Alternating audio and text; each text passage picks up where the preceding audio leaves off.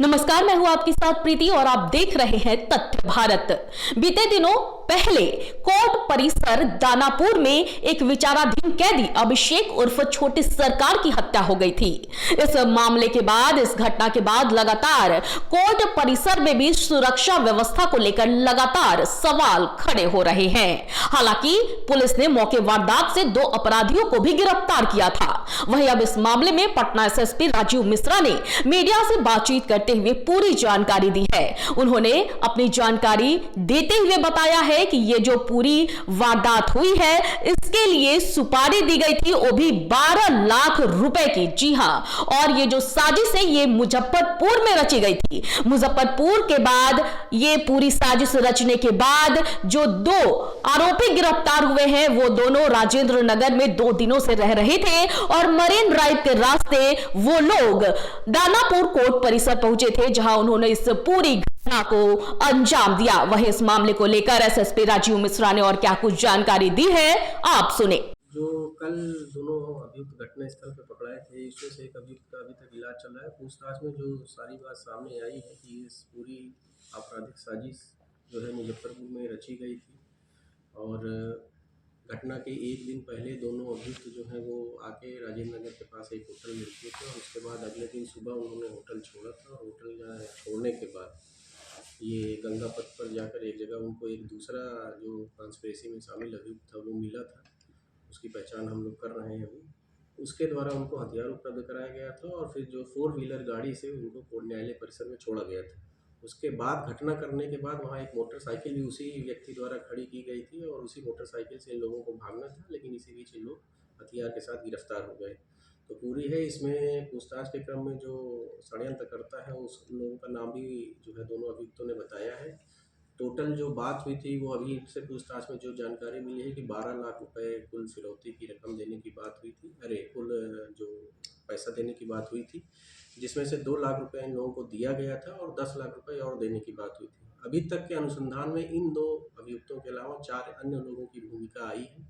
उसमें से 3 लोगों की पहचान हम लोग कर चुके हैं। एक अभियुक्त की पहचान अभी नहीं हो पाई है, उसकी पहचान हम लोग करने का प्रयास कर रहे हैं। कितने दिनों कोई बाप बेटा का गिरोह भी है इसमें? नहीं, वही इसमें जो मनोज और मानिक हैं, जो पूछताछ के क्रम में बात आई है कि जो मृतक है इनकी इसके विषय में उन लोग को ये अंदेशा था कि इसने उन लोगों की हत्या की सुपारी ले रखी और जेल से निकलने के बाद उसकी हत्या, उन दोनों की हत्या ये कर सकता था। अभी तक जो अनुसंधान में बात आई है, बाकी आगे अनुसंधान अभी एकदम इनिशियल स्टेज में है और कुछ बात पता चलेगी। कितना दिनों से सर नक्की कर रहा था इसको लेकर? देखिए डिटेल अभी, क्योंकि ये बहुत इनिशियल स्टेज पे इन्वेस्टिगेशन है और कई एविडेंस हम लोग अभी कलेक्ट कर रहे हैं, उनसे पूछताछ हम लोग कर ही रहे हैं। एक अभी उसमें से जो है अभी इलाजरत ही है, इसलिए बहुत डिटेल अभी हम डाइवर्ज स्टेज पे नहीं करना चाहते क्योंकि उससे साक्ष्य नष्ट होने का खतरा है। लेकिन जैसे ही सारा एविडेंस हम लोग कलेक्ट कर लेंगे आप लोगों को अपडेट करते हैं। आज जो है सभी एसडीपीओज को कहा गया था कि एक बार अपने जो कोर्ट परमाइसेज हैं, क्योंकि पटना में कई जगह पे न्यायालय परिसर हैं, तो सभी जगह जाके एक डिटेल उसकी जो समीक्षा कर लें और जो पुलिसकर्मी वहाँ प्रतिनियुक्त हैं उनकी भी जो है उनको प्रॉपर ब्रीफिंग कर दें। इसके अतिरिक्त जो है डिस्ट्रिक्ट जज साहब से भी सुरक्षा को लेकर बातचीत हुई है, डीएम साहब से बात हुई है। हम लोगों ने अभी फ़िलहाल प्राथमिकता के आधार में जो हमारा सदर न्यायालय परिसर है, दानापुर और पटना सिटी, उसके तीनों न्यायालय परिसर की सिक्योरिटी ऑडिट पुनः एक बार करने के लिए उसमें हम लोगों ने एक टीम बनाई है, जिसमें जुडिशरी के भी ऑफिसर्स हैं और पुलिस के भी ऑफिसर्स हैं और रेवेन्यू साइड से मजिस्ट्रेट भी हैं, एसडीओज हैं और साथ ही साथ पुलिस भवन निर्माण विभाग के भी एग्जीक्यूटिव इंजीनियर्स को शामिल किया गया है।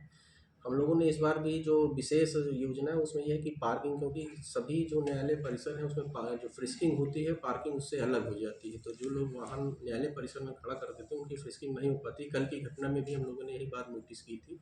हम लोग इस तरह का एक प्रयास कर रहे हैं कि जो फ्रिस्किंग की हमारी जगह है वो पार्किंग के बाद हो, उसके लिए कोई संरचनात्मक सुधार करने की ज़रूरत है, तो उस पर भी ये कमेटी अपना निष्कर्ष देगी। अगले हफ्ते में हम लोग को उम्मीद है कि बृहस्पतिवार या शुक्रवार तक इन लोग अपना जो है रिकमेंडेशन दे देंगे, उसके बाद फर्दर हम लोग उस पर कार्रवाई करेंगे।